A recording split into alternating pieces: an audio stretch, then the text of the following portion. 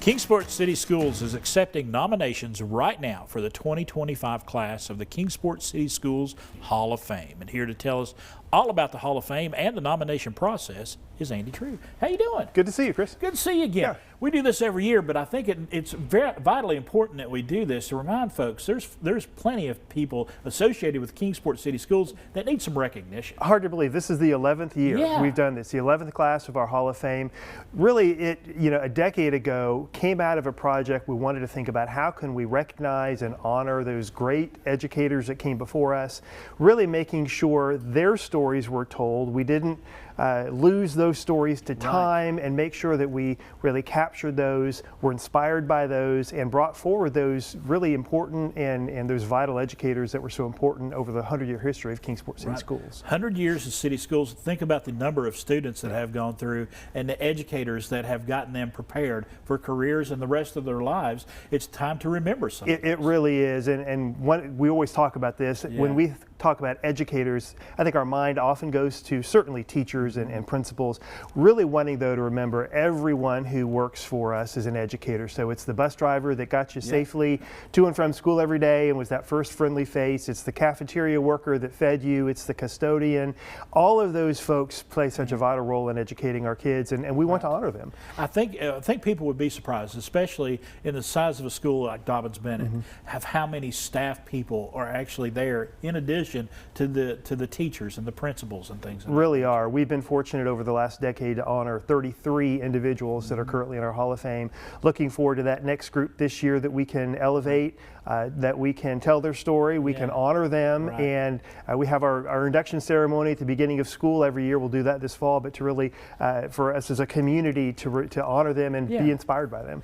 The different ways, the nomination, the different paths. Sure. Talk to us about the 3 different categories of the Hall of Fame. We've tried to segment our inductees based on when they retired. Certainly, I think our minds often go to the most recent, who we know, and there's a category for those individuals if they've retired within the last 25 years.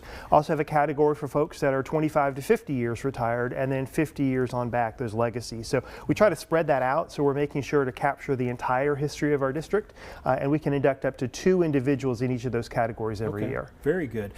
Kind of walk us through the process. I know that we have viewers out there right now. I know somebody I'd like to nominate. How do they do it? Yeah, we'd like for them to do that. May 1st is our deadline, and what we've tried to do is make it as easy as possible. If you just go to the Kingsport City Schools webpage, it's k12k.com, but just Google Kingsport City Schools. There's a link right there in the middle. You can get all the information. You can nominate right there on the homepage to be able to do all of that work and submit those names. And then we have a community committee this summer that will really kind of work through all of those nominations and come up with our next class.